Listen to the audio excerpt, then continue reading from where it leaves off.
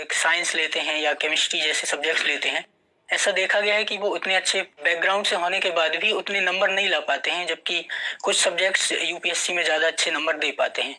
ये ऐसा सर पाया गया है। आप हिंदू कॉलेज से हैं। हिंदू कॉलेज पिछले दिनों लगातार अखबारों में था और बुरी वजह से था। Yes sir. मुझे बताइए कि हिंदू कॉलेज की जो छात्रावास की छात्राएं हैं, यस सर, उनका ये दावा कि हिंदू कॉलेज एक मिसोजिनिस्ट परंपरा का पालन करता है और स्त्री विरोधी है, इस पर आप भी हॉस्टल में रहे थे? सर मैं बाहर था।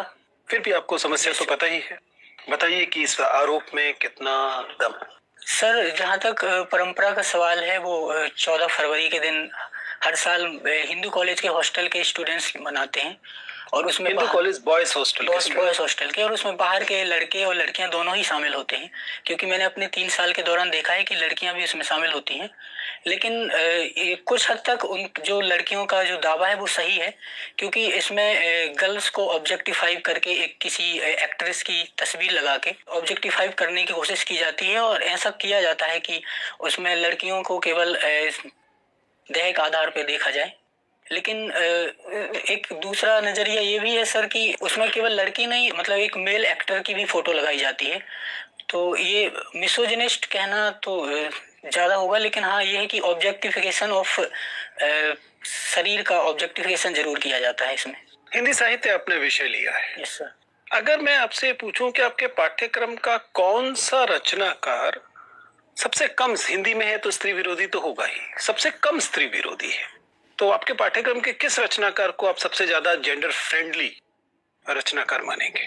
पूरे हिंदी साहित्य में आपके पाठ्यक्रम के, खासतौर से पेपर 2 में जो आपने रचनाकार पढ़े हैं उनमें से? अगर भक्ति काल में देखें तो सबसे कम मैं सूरदास को मानूंगा, और आधुनिक काल में अज्ञेय जैसे कुछ रचनाकार हैं जो सबसे कम माने जा सकते हैं। ऐसा क्या, क्योंकि आपने मनु भंडारी का नाम नहीं लिया?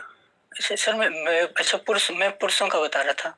महिलाओं में तो सर महिलाओं में एक ही महिला आपके पाठ्यक्रम में है? यस सर, महिलाओं में तो फिर मन्नू भंडारी ही आएंगे।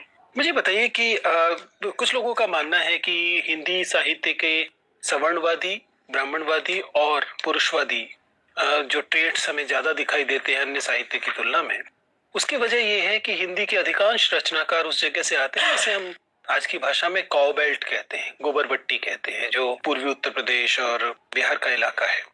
आपको लगता है कि हिंदी साहित्य में सामंतीयता के अवशेषों का स्रोत यही है या कुछ और बात? सर मुझे लगता है कि जो हिंदी साहित्य में जहाँ तक जो सवर्णवाद की जो संभावना ज्यादा है, इसके पीछे ज्यादातर जो सवर्ण वर्ग को कल्चरल कैपिटल का लाभ ज्यादा मिला हुआ है, क्योंकि हिंदी साहित्य में और ज्यादा विशेषकर समीक्षा के क्षेत्र में ऐसा ज्यादा होता है, क्योंकि इसमें प्रखर बुद्धि की भी आवश्यकता होती है। और आप एक बहुत खतरनाक स्टेटमेंट दे गए हैं।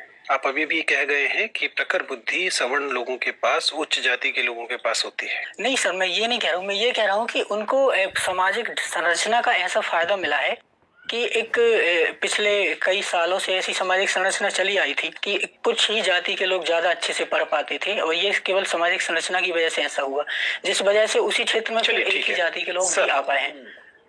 बीएससी किया है आपने केमिस्ट्री में ना? Yes sir. हार्मोन और एंजाइम कैसे केमिकली एक दूसरे से डिफरेंट होते हैं? सर जो हार्मोन्स है, पहले तो वो सोर्स में एक दूसरे से अंतर है, क्योंकि जो हार्मोन्स होते हैं वो अंतःस्रावी ग्रंथियों से निकलते हैं, और